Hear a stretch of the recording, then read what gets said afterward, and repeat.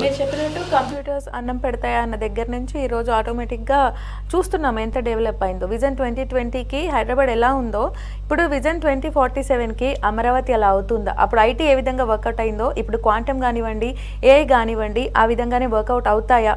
దీని గురించి ఇప్పుడు చంద్రబాబు నాయుడు గారి నిర్ణయాలు అన్బీటబుల్. ఇది ఇక్కడ మీకు ఒక ఉదాహరణ చెప్పాలి. 1953 నుంచి 1961 వరకు ఐజన్ హోవర్ అనే ఆయన అమెరికాకి 34వ అధ్యక్షుడిగా పనిచేశారు. అప్పటికి అమెరికా సంయుక్త రాష్ట్రాలు చాలా చిన్నవి. ఆయన తీసుకున్న ఒక నిర్ణయం, అది ఫెడరల్ హైవే సిస్టమ్, అంటే ఆ అమెరికా సంయుక్త రాష్ట్రాలను కలిపితే ఒక హైవే సిస్టమ్. ఆ ఫెడరల్ హైవే సిస్టమ్ అనేది అమెరికా రూపురేఖల్ని, అమెరికా ఒక స్వరూపాన్ని మార్చివేసింది మొత్తం. ఇప్పటికి కూడా దాన్ని మించిన నిర్ణయం ఇంతవరకు అమెరికాలో జరగల. అలాగే నాసాని కూడా ఆయన అప్పుడు చేశారు, అప్పట్లో ఊహించి. ఇప్పటికీ అది మరి నాసా ఏ విధంగా ఉందో, దాని ప్రపంచవ్యాప్తంగా ఎంతమంది ఎన్ని సైంటిఫిక్ విజయాలు సాధిస్తుందో మీకు తెలుసు.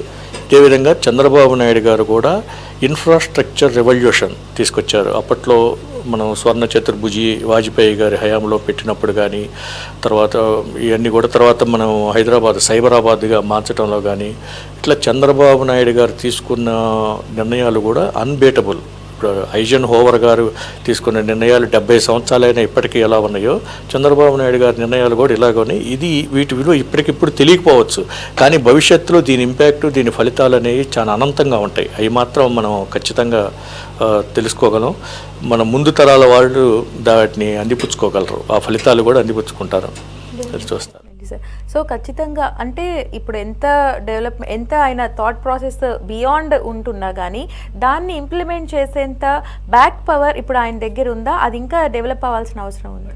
ఈ రాజకీయ వ్యవస్థలో కొన్ని అడ్డంకులు రావటం అనేది సహజం అమ్మా, కానీ చంద్రబాబు నాయుడు గారికి సంకల్ప బలం ఎక్కువ. ఇప్పుడు విజన్ 2020 పెట్టినప్పుడు ఆయన ఈ అవహేళనలు ఇవన్నీ చూసేసి ఇదెందుకులే అని అంటే ఆయన ఇంప్లిమెంట్ అయ్యేదే కాదు. అలాగే మనం ఆంధ్రప్రదేశ్ విడిపడిపోయి వచ్చినప్పుడు ఒక బస్సులో కూర్చొని ఆయన పాలన చేశారు. తర్వాత ఏదైనా ప్రకృతి వైపరీత్యాలు వచ్చినప్పుడు ఈయన అందరికంటే ముందుండేవారు. 1996లో చంద్రబాబు నాయుడు గారు ముఖ్యమంత్రిగా ఉన్నప్పుడు కోనసీమ తుఫాన్ వచ్చింది చాలా భారీ ఎత్తున. అప్పట్లో అక్కడ జిల్లా కలెక్టరు, ఎస్పీ అధికార యంత్రాంగం కంటే ముందే ముఖ్యమంత్రిగా ఉన్న చంద్రబాబు నాయుడు గారు అక్కడ చేరుకొని అక్కడ ఒక ప్రత్యేకమైన ఒక సెక్రటేరియట్ని ఏర్పాటు చేశారు. సెక్రటేరియట్ని ఏర్పాటు చేసి అది చాలా భయంకరమైన తుఫాన్. అది దాదాపు 1000 మంది పైన చనిపోయారు.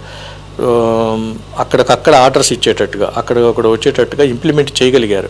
అంటే ప్రకృతి వైపరీత్యాలు వచ్చినప్పుడు ఎలా ప్రజలను ఆదుకోవాలి, తర్వాత మన అభివృద్ధి కార్యక్రమాలప్పుడు మనం ఎలా ముందుకెళ్ళాలి, ఇవన్నీ కూడా చంద్రబాబు నాయుడు గారు ఒక సుదీర్ఘమైన రాజకీయ అనుభవంతో ఖచ్చితంగా సాధించగలరు. అవి చేయగలరమ్మా. ఈ అడ్డంకులు రావటం అనేది సహజం.